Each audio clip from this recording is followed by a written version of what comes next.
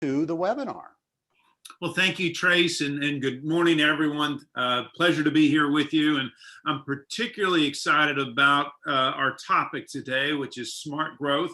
And Trace, it's interesting. This was a topic that I found not a lot of interest in over the past year, because particularly last year, post-COVID, many companies, they weren't really thinking about growth as much as they were thinking about survival. Right? Think about a year ago, so many of us were thinking, how are we going to sustain ourselves? How are we going to stay in business? And it wasn't how fast are we going to grow? It was, are we going to grow? And again, how are we going to survive? How are we going to keep our employees? How are we going to keep our customers? Well, the good news is it seems like we have emerged to a large degree from that time. And now I've found, at least with my clients, a lot more attention starting this year back on growth and thinking about growth and safe growth, healthy growth. And so that's our topic today.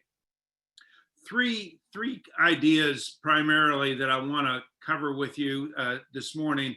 Number one, I want to talk about just growth in general terms, and specifically some of the pros and cons of business growth. Why should we grow? Why might we not want to grow? What are some of the advantages, disadvantages of growth?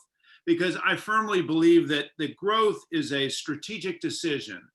It shouldn't be a reaction. It shouldn't be something that we do because we have to. Growth should be a strategic decision for every business, big and small. And so we'll talk about, again, kind of pros and cons of growth. The second thing is I want to spend a little bit of time talking about, once we've decided to grow, how do we determine how fast we should grow? And I'll share with you a calculation, a tool for determining an appropriate rate of growth.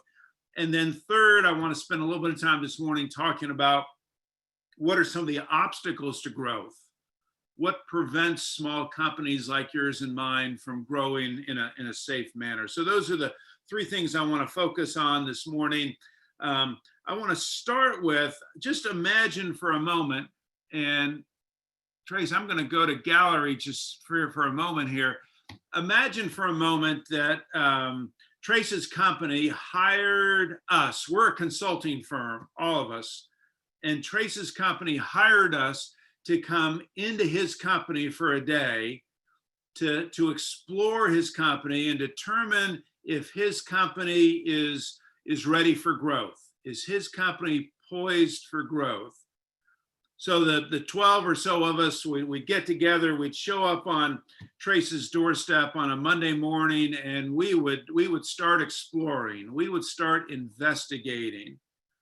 And the question I want to pose to each of you is, what is it that is, as we're looking around, as we're sneaking around Trace's business, what is it that we would see that would cause us to be concerned about Trace's company's potential for growth? What would cause us concern as we look at Trace's company? I just want to open up. Anybody, you're on my consulting team. We're looking around Trace's business. What would be a reason for concern? Anybody? A poorly constructed roles chart or org chart. Okay, yeah.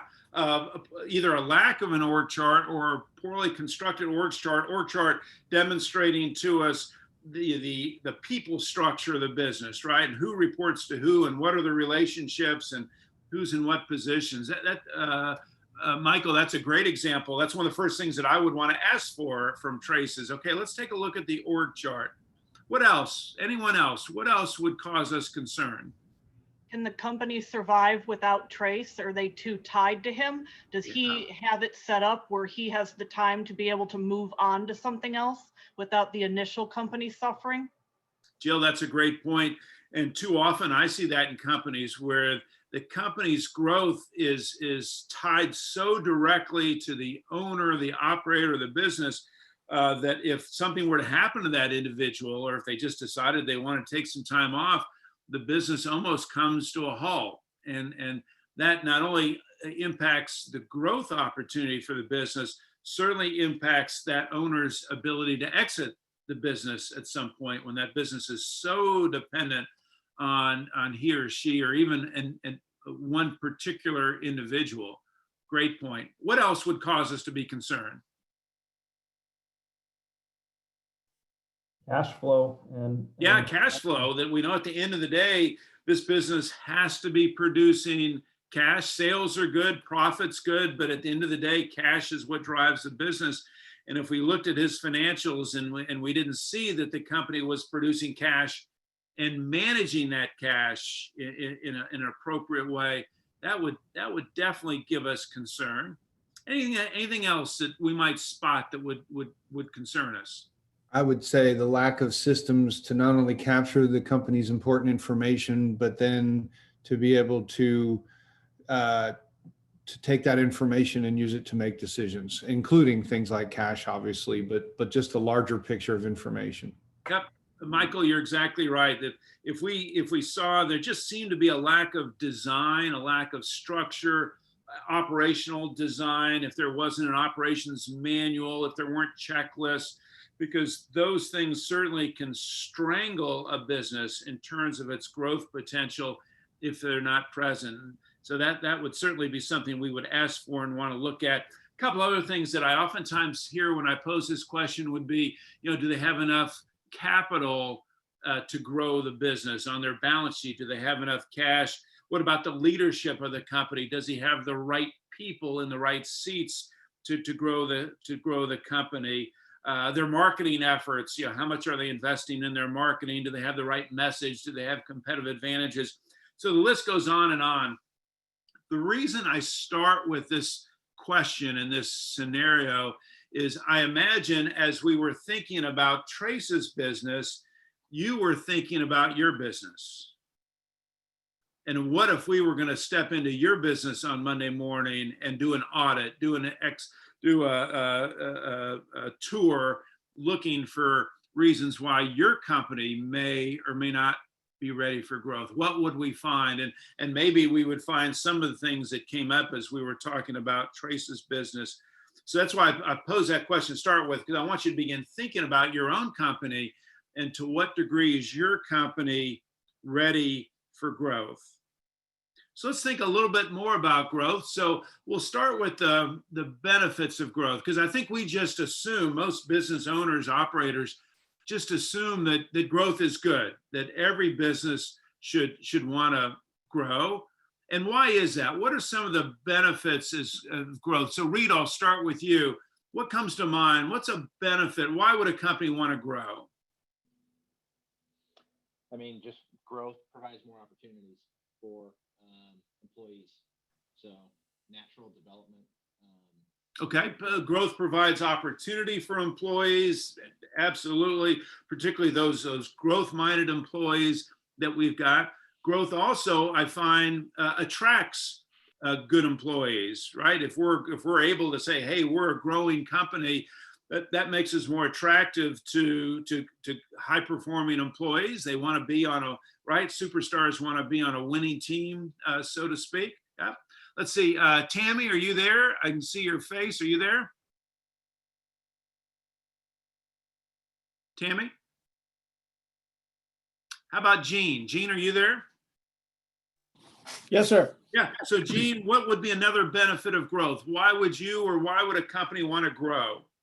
Well, there's the obvious reasons. Everybody wants to grow and everybody wants to make a bigger mark and earn more and have more respect in the industry or in the world they're in. But for me, it's always been more about getting access to a larger customer base, solving more problems, getting the credibility to be able to take on that kind of business. If you have the growth and the infrastructure behind you.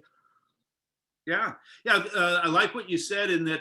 Growth, that certainly adds to and supports our brand. In marketing, we talk about our brand. And if part of our brand, if part of what people think of when they think of our company is, wow, Gene's got a growing company. He's got a successful company. Well, again, for customers, that makes us more attractive to want to do business with. Yeah.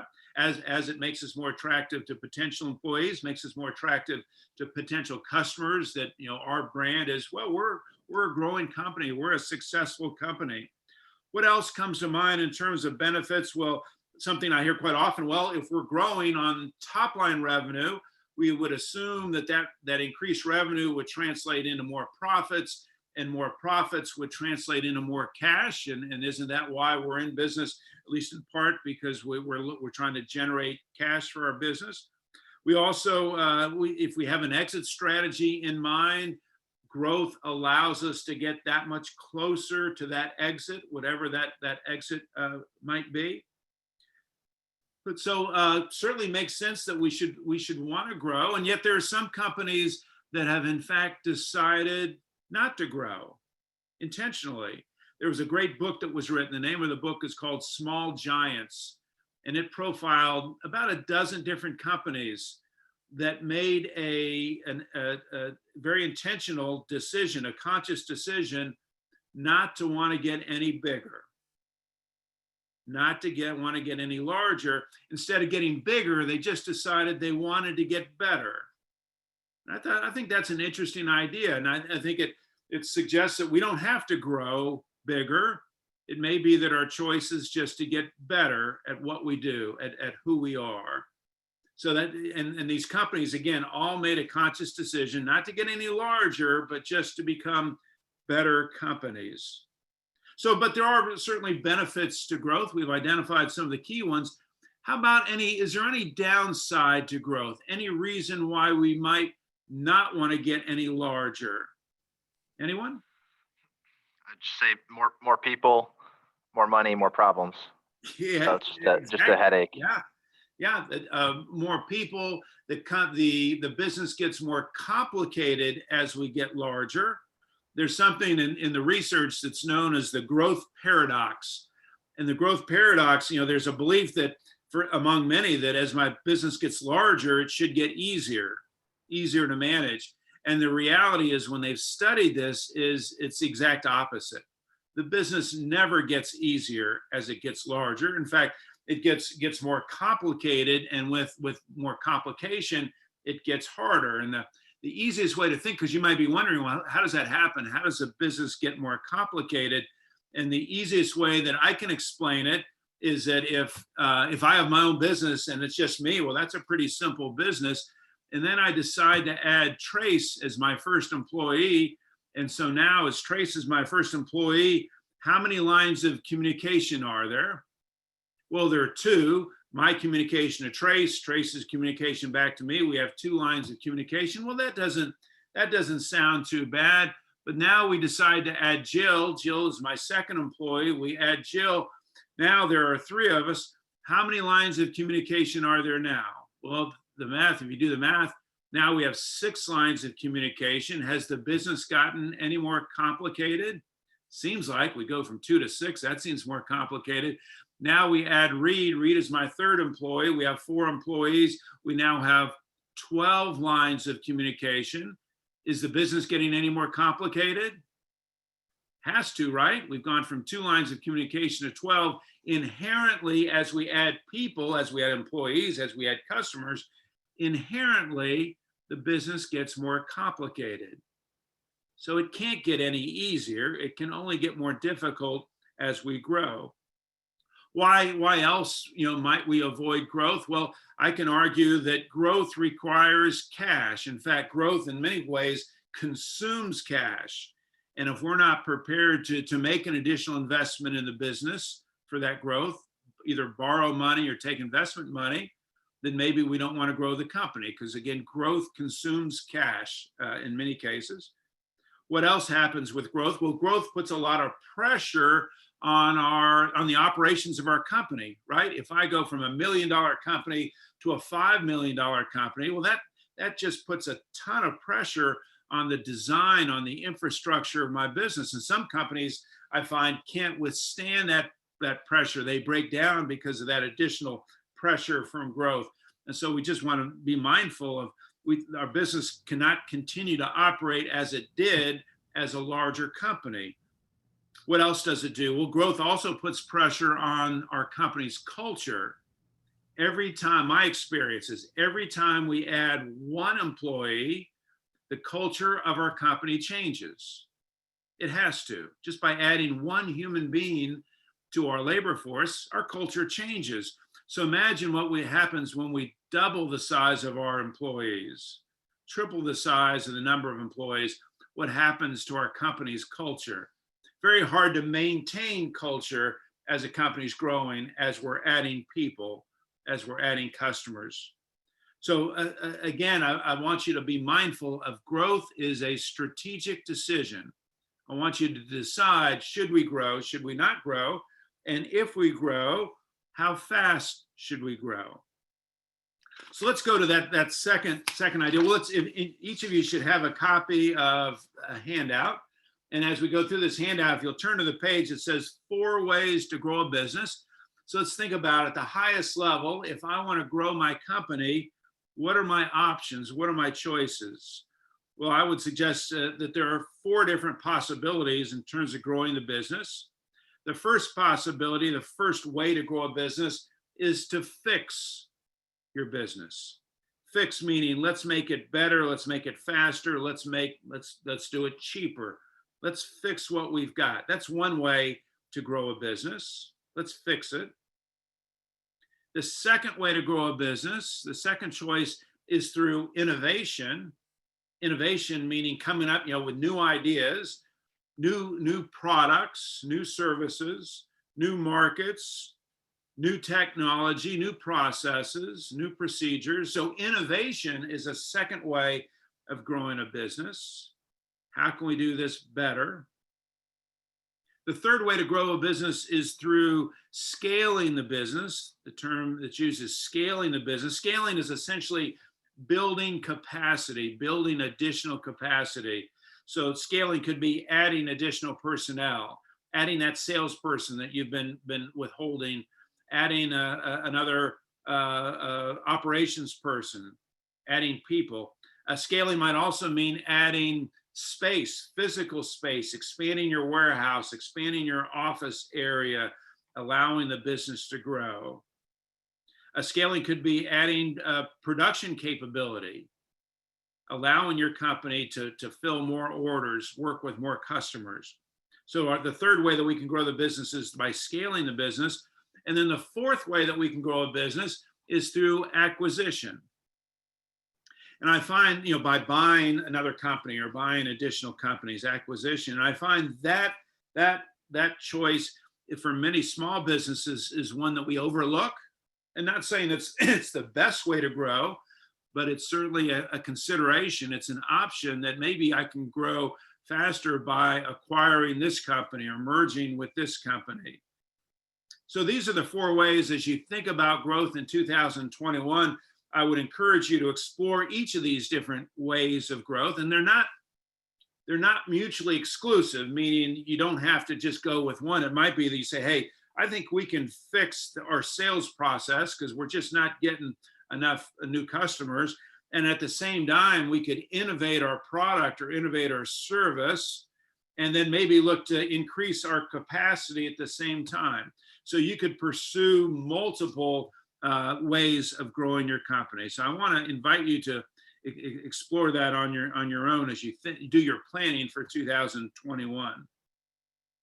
So now I want to think about growth in terms of pace. How fast should we grow our company? How fast?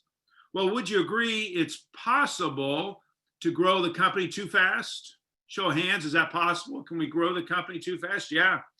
There was a study that was done that showed that about 50% of businesses that went bankrupt had record sales the previous year. Think about that for a moment. 50%, roughly 50% of businesses that went bankrupt, that failed, had record sales the previous year. Sometimes we tend to think of businesses fail because they don't have enough customers. But what that suggests to us is that we can also fail by growing too fast.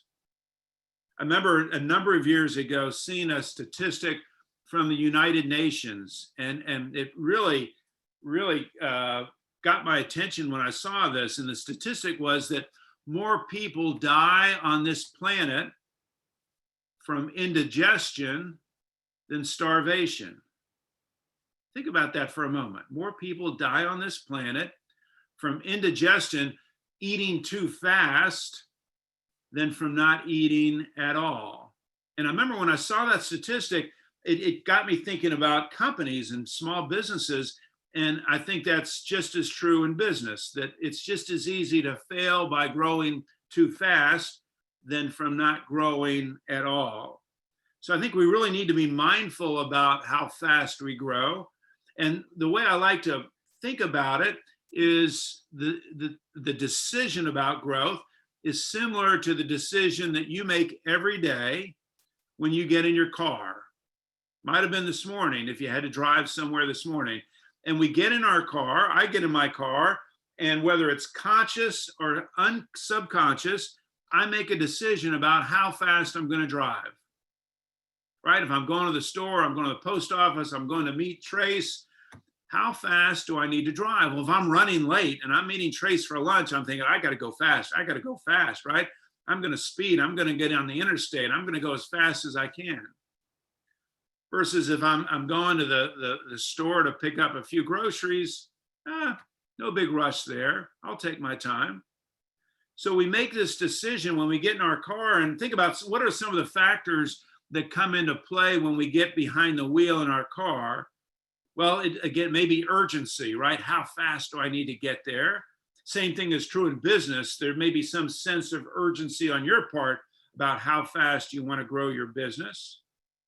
What else might impact my driving? Well, the weather may impact my driving. This morning, we had a little bit of drizzle. I'm here in Atlanta. We had a little bit of a drizzle. And so I didn't drive probably as fast as I normally would have because of the conditions, the road conditions. Well, would you agree in your business, as you attempt to grow your business, there are certain external conditions that impact your business's growth potential? It could be the economy. It could be what's going on in your industry. Could be what's going on in your market. External conditions that affect how fast you might be able to grow your business. And what about the car I'm driving?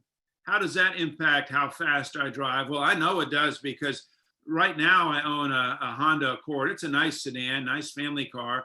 But before that, my last car was a little Mazda Miata, little sports car. I love that car. I love that car, but I had a problem with it. I drove too fast because I would get in that car, I would start driving, I'd have the top down. Boy, I could drive fast in that car. And after a few tickets, I decided I needed to slow down. And ultimately, I sold the car because I just could not control my speed in that car. I needed a slower car. Well, would you agree that every business is designed to grow at a certain rate? Some businesses are designed, like the Miata, to go fast. Some businesses, like my Honda Accord, a safer rate of growth. Every business is designed in a different way as it relates to growth. In fact, Max Carey, an author and a speaker, I remember said the following. He said, your business is operating exactly as it's designed to operate. Let me repeat that, because for me, that was a really important statement. Your business is operating exactly as it's designed to operate, and you're getting perfect results. If you're getting 10% growth today, there's a reason you're getting 10% growth. Your business is designed to grow at 10%. If you're wondering why you're not getting faster growth, well, it may mean that you may have to redesign your business. Your business is operating exactly as it's designed to operate. But let's get back. So how do I determine how fast to grow my business? Well, if you turn to the next page in your handout, I was fortunate a number of years ago to be exposed to a tool that was developed by a financial consultant. His name is Glenn Waring. And he developed this calculation called sustainable growth rate. Because oftentimes I would get asked by clients, Tim, how fast do you think I should grow my business? 10%, 20%, 50%. And I never had a good answer, one that I could substantiate. And then I found this tool, the sustainable growth rate. And if you see, as you read down what it tells us, the second paragraph, so the sustainable growth rate formula tells us, everything being equal, how much sales can we grow over the next year, the next 12 months, without increasing our debt to equity ratio. Well, what's so important about that debt to equity ratio? Well, in financial terms, we call that the risk ratio. The risk ratio, a measurement of how much debt do we have on our balance sheet, money, how much money have we borrowed versus how much money has been invested in our company. We call that equity, debt versus equity. So without increasing that ratio of debt to equity, how fast can we grow our company? Without taking on additional risk, how fast can we grow our company? The third paragraph tells us this is not the maximum rate at which our sales can grow. So we're not calculating like at your car. Each of your cars are capable of topping out at what? 120, 140. We're not calculating that. We're calculating what is a safe rate of growth for your business. Like on the interstate, their speed rates posted, right? They say, okay, 55, 65. This is a safe rate of speed on the interstate. That's what we're calculating here, sustainable growth rate. So let me walk you through, if you see where it says scenario A on this page, I'm going to walk you through how to calculate sustainable growth rate. It's a pretty simple calculation. And what I'd like are two things. Number one is I want you to understand the math, because when we finish here, I want you to sit down and calculate your own company's sustainable growth rate. So I want you to understand the math.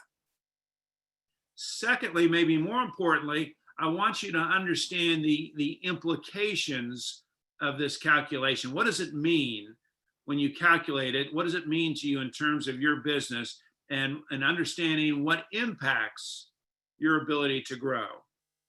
So there's several numbers we need to know to calculate sustainable growth rate. So we're going to work our way down through scenario A. The first number that we need to know is what is our company's net profit percentage? When we sell something, how much net profit do we generate? And so the way we calculate that is, as an example, if I sell this pen, and I sell this pen for $1, and it costs me 90 cents, and not only my direct cost, but also my indirect cost, my overhead, if I'm left at the end of the day with 10 cents as a net profit on a sale of $1, my net profit percentage would be 10%, right? 10% net profit. So let's just assume for this scenario A that our net profit percentage is 10%. So write in where it says underneath scenario A, where it says net profit percentage, write in 10%. That's our net profit percentage. The second thing we need to know is how have we financed the business? And there are only two ways to finance the business. We either borrow money or we invest money into the company, bank loan or equity. And so what we're looking here is of all the money that we have put into the company, where does it come from? Debt or equity? And we're looking at percentages. So we're going to keep these numbers as simple as possible. So let's assume that 50% of our money has come from debt. So put 50% where it says debt. Well, that means if 50% came from debt, then the other 50% had to come from equity. So where it says equity, write 50%. 50% debt, 50% equity. That's how we have funded the company. And then where it says D, you see it says variable asset percentage. This number is a little more difficult, I find, to understand. The idea with variable asset percentage is that if you look at your balance sheet, a very important financial statement, your balance sheet, assets, liabilities, and net worth, under your assets, some of your assets are things that your company owns. Inventory, cash, furniture, equipment, those are all assets. And the idea is that some of your assets on your balance sheet are variable. Variable means as revenue goes up, you need more of those assets, variable assets. Best example of a variable asset is inventory. If you have inventory as your sales go up, you have to add additional inventory, right? Those two go hand in hand. So inventory is considered a variable asset. Cash is considered a variable asset. As your company grows, you're going to need more cash. Accounts receivable is considered a variable asset. As your company grows, more than likely your customers are going to owe you more and more money. Just goes hand in hand oftentimes with growth. Variable assets. For most companies, the majority of their assets are variable assets. But we do have some invariable assets, some assets that we don't need more of as we grow our company. And the best example would be, I don't know, a stapler, right? If I double my company's size, do I need twice as many staplers? I don't think so. I think we can still get by with one or two staplers. So this stapler would be considered an invariable asset, meaning as my company grows, I don't need more staplers. Does that make sense? Yeah, okay. So on our balance sheet, we have variable assets, invariable assets. Most companies, the majority, vast majority of your assets are variable assets. So for this example, where it says variable asset percentage, we're going to use 90%. Write down 90%. So what we're saying there is 90% of all of our assets on our balance sheet are variable asset. And that's pretty common number.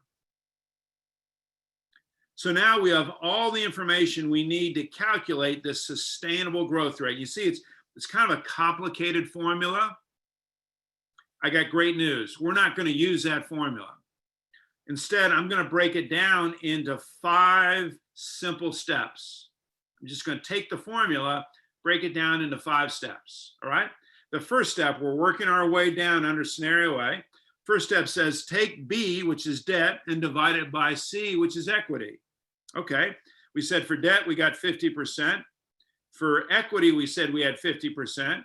50 divided by 50 equals, Trace, help me out here. 50 divided by 50 equals, I caught you off guard, I'm sorry.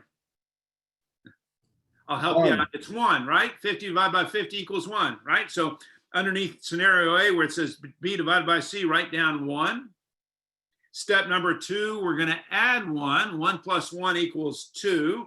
So for step 2, write down where the blank is, write down the number 2. Step number 2 is 2. Step number 3, we're now going to multiply step 2 times A. A is 10%. So 2 times 10% equals 20%, right? 2 times 10% equals 20%. So for step 3, you should have 20%. Everybody with me so far? Good, all right. Step 4 says, let's take D, which is our variable asset percent, 90%. 90% minus step 3. Step 3 was 20%. 90% minus 20% equals 70%. So for step 4, we have 70%. Step 4, 70%.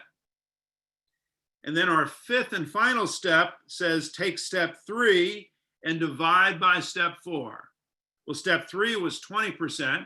Step 4 is 70%. Well, 2 divided by 7 is 28%. 28%. So our sustainable growth rate for this company, given this set of circumstances, is 28%. So that tells me that over the next 12 months, a safe rate of revenue growth would be 28%.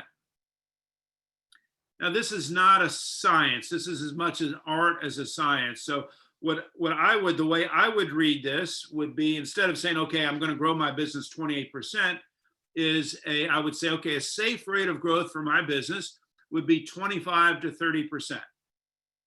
25 to 30% over the next 12 months, given the data that we use to calculate that. Now, can I grow faster than 28%? Certainly. Just like when I get in my car and the speed limit says 35, can I go 45? Sure. But I know if I do that, I'm taking on what?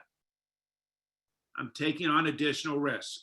Same thing here. If I decide to grow my revenue faster than 25, 30%, I'm going to take on additional risk. I'm going to have to borrow more money. I'm going to have to take on additional risk. So this is just describing for me what is a safe rate of growth for my business over the next 12 months. All right, so number one, I want to make sure, did everyone understand the math? Everyone see how we got 28%? Good, because again, I want you to be able to do this calculation when we're done. My second point was I want this to make sense.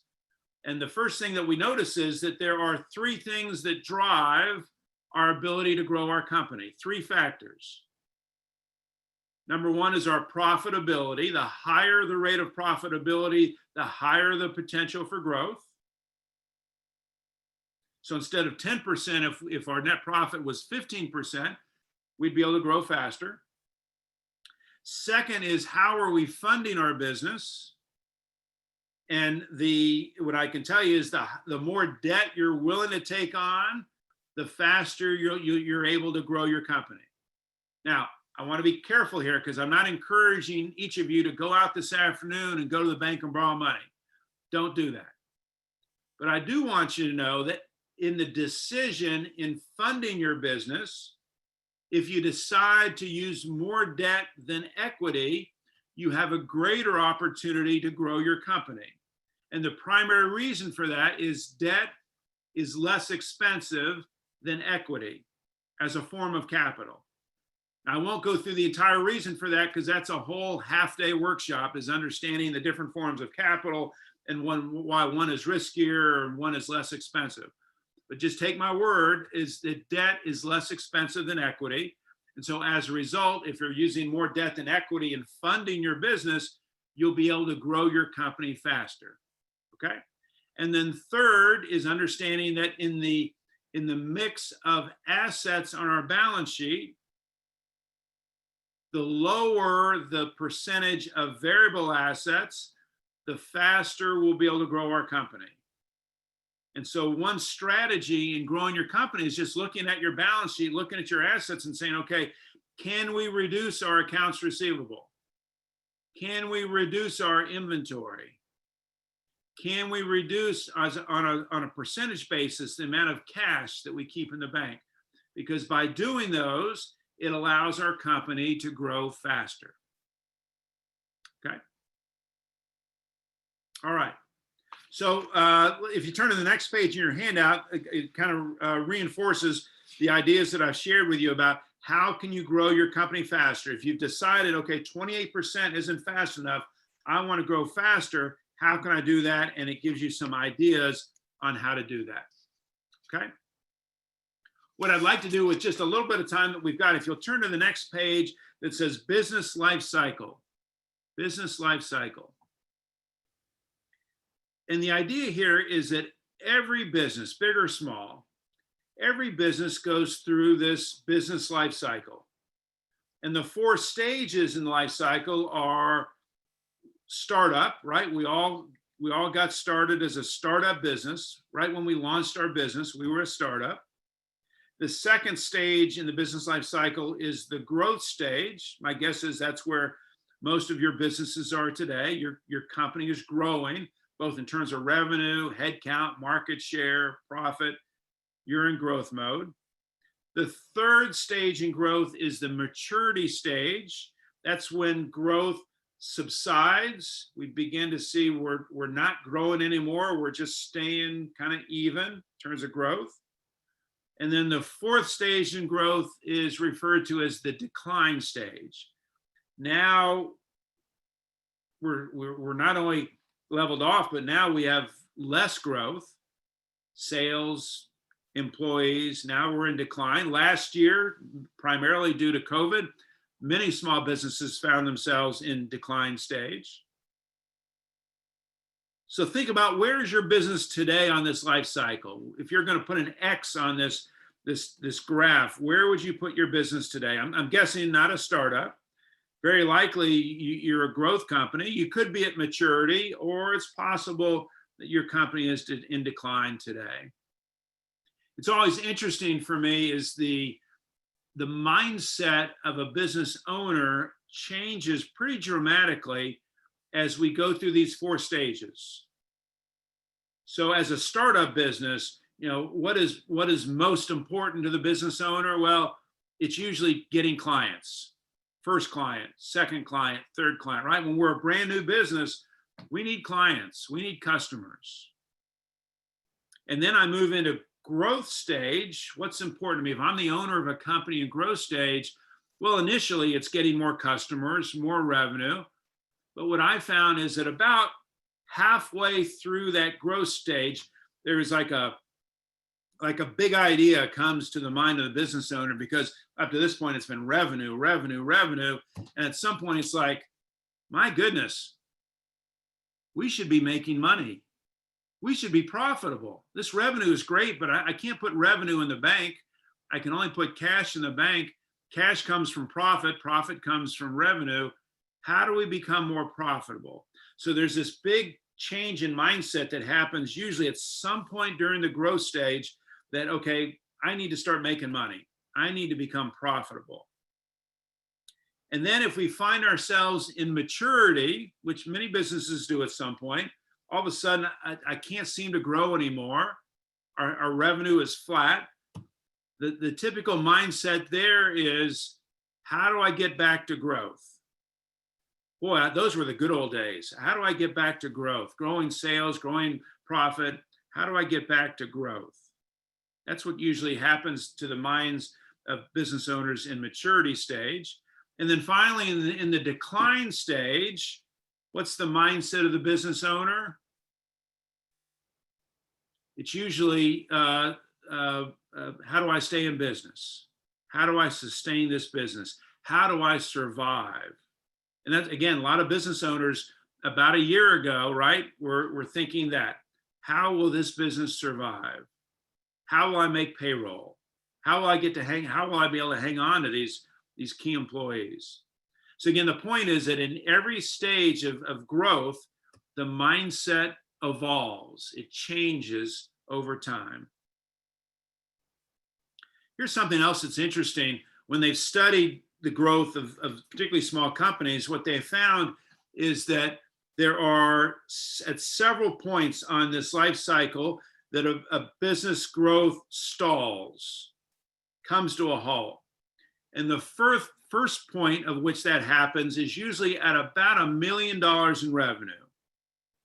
At about $1 million in revenue, companies find that all of a sudden they hit a ceiling. They hit a wall, so to speak. And I've heard this many times from business owners. Boy, we were growing really nice, $500,000 in sales, $750,000. All of a sudden we get to $1 million in revenue and we can't go past that. We can't get over $1 million in revenue. Well, when they've done research, first of all, only 4% of all small businesses ever get past $1 million in revenue. So if your company has exceeded the $1 million mark, congratulations. Welcome to the 4% club. Well, what happens at $1 million? Well, when they studied it, what they found is the biggest contributor to this ceiling, this wall that prevents us from getting larger, is it comes down to one thing usually, one thing. It's a leadership issue. It's a leadership issue, but specifically, it's about delegation. Because oftentimes the owner of the company, the founder of the company, has been carrying this business since day one, making all the sales, doing all the hiring, doing the books, head of operations. The founder, the owner of the company is wearing multiple hats, and that works for a while. Maybe some of you have experienced this. Yeah, I can handle that for a while. But what they have found is when a company gets to about $1 million in sales, if the owner, founder of the company is not willing to delegate, is not willing to let go of certain responsibilities, you're at risk of the company growth stalling. Because as an individual, as a human being, we're all only capable of so much. And if we're not willing to delegate, we put the growth of the company at risk. So that's the first time that a company's growth usually begins to stall. About $1 million in sales, and it's because the owner is unwilling to delegate. The second ceiling on growth, based on research, happens at about $10 million in revenue. About $10 million in revenue. If you're curious, only 0.4% of all businesses get to $10 million in revenue, 0.4%.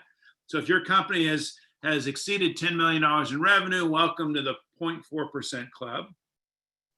When they've studied this dynamic at 10 million, why can't companies get past $10 million in revenue? What they have found is, again, it's usually one factor that's getting in the way of a company's growth, and it's the design of the business. Up to this point, there's very little design, a lot of chaos, no operations manual, lack of systems, no policies, no procedures, no checklists. Companies operating as if we were still at $1 million in business, except now we're at 10 million. And as a result of that lack of design or poor design, the growth of the business has stalled. And until we're willing to address that, until we're willing to kind of hit the pause button and say, okay, let's do some design work here. Let's figure out who's supposed to do what and why. We're at risk of the company's growth continuing to stall, or maybe even beginning to decline. We've got to address the design issues. All right, so I want you to think about that as it relates to your business. Where is your business again on this business life cycle? What's gotten in the way of your growth? Has it been leadership? Has it been inability to delegate? Or is it more of a systems problem? More of a design issue? So Trace, I think we're at a good point. I think we've given them a lot to think about in a relative short period of time. I think we're at a good point to put them into some breakout rooms and give them some time to discuss what they've heard in terms of the why of growth. Why should we grow? The signs of growth, what's preventing our growth? Where are we on this business life cycle? I think each of those would be good things for them to talk about in their discussion groups. All right, Tim, I'm going to go ahead and launch the groups. You should see a notice come up. So if you guys will join your groups, and then Tim will put in the chat the questions that he wants you to ask.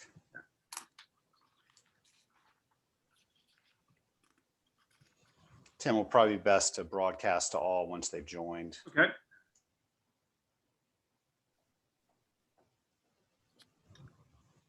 Do you have access to the? Let's take a look. I should breakout rooms. Do you have a broadcast? I don't. It says I've been assigned, but it doesn't allow me to message unless. Okay. What's number one? Number one would be why growth. Why do you want to grow your company? What are the benefits of growth? Okay. I've got too many monitors open. All right, number two. Let's see. 4 ways to grow business, which is best for me. 4 ways to grow business, which is best for me. Okay.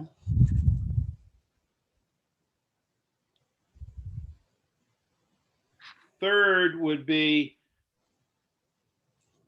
guessing, comma, what is my company's sustainable growth rate? I want to, without doing the calculation, I'd like for them to think about what is a safe rate of growth for my business today. Hope you had a good discussion in your groups.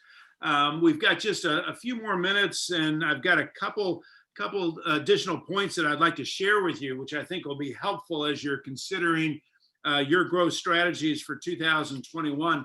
If you want to turn to the page, it says page 25 on the top of the page. It says growth matrix. Growth matrix on the top, page 25. This is a tool that I've found really helpful in working with companies thinking about growth and growth strategies. And the idea is the strategy is essentially a function of 2 factors. Your product or service, whatever it is that you're selling, and the markets that you're selling into. So given that, we can divide up this growth matrix into, on the vertical side, you'll see the markets, that's who you're selling to. On the horizontal is the product, whatever you're selling, and use this to come up with 4 distinct growth strategies. The first one, the upper left-hand quadrant, is using your existing products, existing services, what you've been selling in the past, and selling those, continuing to market those to your existing customers, existing markets. And the term that we use for that strategy, that's called market penetration. And essentially, we're just trying to get more sales from our existing markets, and either by getting them to buy more often, getting them to buy more when they purchase, maybe raising prices, variety of different ways that we can achieve this strategy of market penetration. So that's the first strategy. Second strategy is, if we move to our right, now we look at adding additional products or services, new products or services to our existing markets. And we refer to that growth strategy as product development or service development, either one.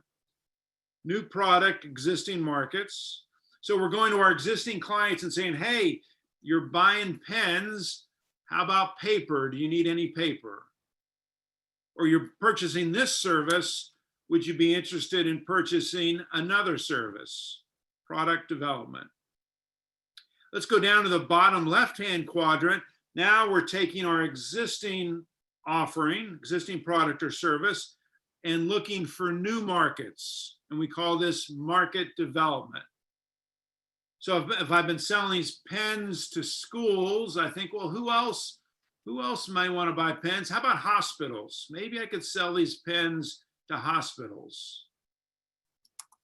Existing product or service, looking for new markets. And these could be geographic markets. These could be new industries. These could be larger companies, smaller companies, new markets. And then finally, the fourth growth strategy, bottom right-hand quadrant, new product or service going into a new and different market. And the term for this growth strategy is diversification. Essentially, it's a brand new business, right? New product, service, new market, diversification. So for me, this simplifies the thinking around growth strategies, because we start with four different possibilities: market penetration, product development, market development, or diversification. So what I'd like you to do for just a moment, you see on the bottom half of that page, think about your company this year. What would be one example of a specific strategy for each of these 4 options? So if you think about market penetration, what could you do this year to get your existing customers to purchase more of your existing service? And so just jot down, first thing that comes to mind, what would be an example of that? And likewise for market development, what would be a new market for your existing product? A market that you've not gone into before. And then third, a product development. What's a new product, new service that you could offer your existing clients? And then finally, what would be an example of diversification for your company this year? I'll give you a moment. Try to come up with one example of each of these for your company this year.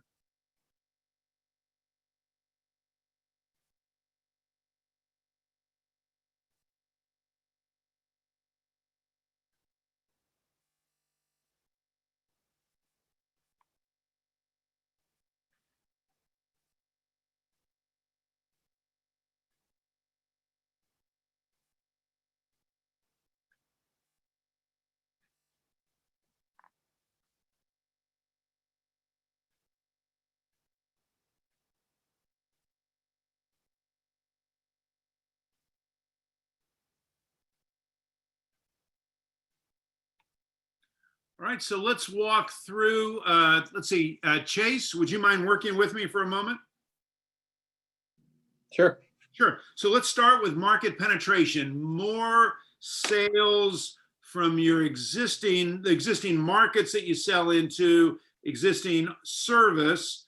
What would get you, what would get you greater market penetration this year? I think selling to our existing customers new sand filters. Okay. So have you been selling those in the past? Not me personally. Okay. So that might be a better suggestion for product development. Okay. That would be adding a new product. But given what you're already selling and the markets that you're selling into, what could you do that would get more sales from that this year? Heat exchangers cleaning. Okay. So just pushing that particular offering could be just more awareness around that service, or offering some type of promotion, some type of deal on that particular offering. Okay. So then, then for product development, you mentioned an example of product development. How about market development? Who do you currently sell to today? What market are you in today? We do a lot of manufacturing. Okay, a lot of manufacturing facilities. So outside of those manufacturing facilities, what would be a new market that you could look at this year to grow your business? Like institutional buildings. Okay. Okay. We don't do that. Great example. So that would be considered market development. And then diversification would be taking a new service or a new offering and looking to go into a different market with that product or service. So as you said, thank you, Chase. Appreciate your work helping me there. No So problem. as you look at these 4 different types of growth strategies, which one seems to be the safest strategy? Anybody? Which one would you say is probably the safest strategy? Yeah, Chase? The one about selling something to your existing customers. Yeah, market penetration is generally considered to be the safest growth strategy. Which one would you say is maybe the riskiest strategy? Anybody? Number 4? Yeah, the diversification is usually considered, because we're taking a new product or service and layering on top of that a new market. That tends to be a riskier strategy. And then the product development and market development would fall somewhere in between those two in terms of risk. So here's an exercise that I suggest to my clients when we're working with this growth matrix is, as you think about your growth for 2021, and you've decided on a growth rate, we're gonna grow 10%, 20%, 50%, whatever it might be. I want you to think about, where will that growth come from? Where will that growth in revenue come from as it relates to this growth matrix? And in each quadrant, I want you to put a percentage. What percent of your growth will come from market penetration? What percent of your growth will come from product development? What percent of your growth will come from market development? And what percent of your growth this year will come from diversification? Knowing that those 4 percentages have to equal 100%, because these are your only choices in terms of growth. So put a percentage in each quadrant representing what percent of your overall growth will come from each particular quadrant.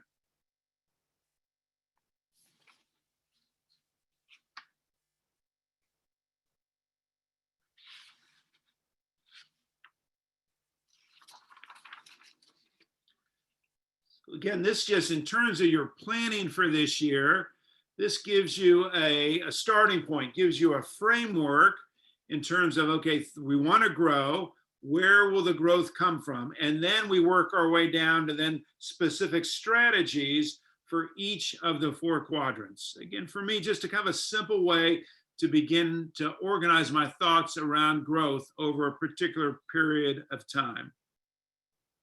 So the last thing I'd like to do, if you'll turn to the last page in your handout, page 27. As you're thinking about these growth strategies, I think it's important that that we filter these decisions about growth through three different factors that our growth strategies should be based on. The first factor is whatever you consider to be your competitive advantages. Competitive advantages are those things that you do really well, that are unique to your business and are important to your customers. So competitive advantage could be our knowledge of, you know, the service that we provide, could be our experience as our competitive advantage. Competitive advantage could be we're easy to do business with. Competitive advantage is we're reliable. People can count on us. Those are just examples. But your growth strategies should be based, at least in part, on those competitive advantages.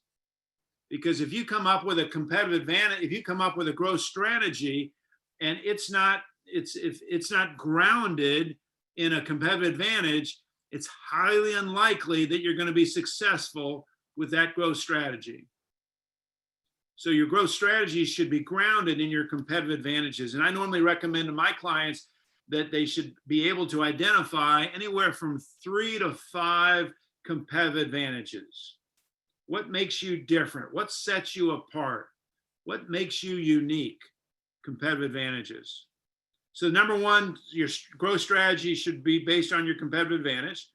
Number two, your growth strategies should also be grounded in your business model, the way that you operate, the way your business is organized. So as an example, if your business is organized around your customers, everything is geared towards just being amazing service to your customers. If that's your business model, everything is based on delivering amazing service to our customers. If you come up with a growth strategy that we're going to double the number of customers this year, my question to you is, how are you going to do that and continue to provide amazing service to your customers? Those two seem to be at odds. Those seem to be, you know, hard to do both. Double the size of our customers, the number of customers, and provide amazing customer service. How are you going to do that? So your growth strategies should also be grounded in what is our business model? How are we organized? And then third and final is your growth strategy should also be based on your exit strategy. Every company, I believe, should have an exit strategy. You had a strategy to get into business. There should be a strategy for getting out of business. Are you just going to retire? Are you going to sell your business? Are you going to hand it over to someone, one of your key employees? Is next 5 years, 10 years, 20 years? What is your exit strategy? Because your growth strategy has got to be consistent. It needs to complement, contribute to that exit strategy. If your exit strategy is to sell in the next 2 to 3 years, that's certainly going to impact how you go about growing your business over the next 2 to 3 years. So growth strategies, exit strategies should be right hand in hand, in sync with each other. So every time, what I want to suggest is now, as you're working on your growth strategies, ask yourself, okay, is this consistent with our competitive advantage? Is this in line with our business model? And is this going to get me closer to my exit, this growth strategy? Will this get me closer to my exit? Okay. All right, so Trace, I think I've given them more than enough to digest in any given day. I'll turn it back to you. And in advance, thank you to you all for allowing me to spend some time with you.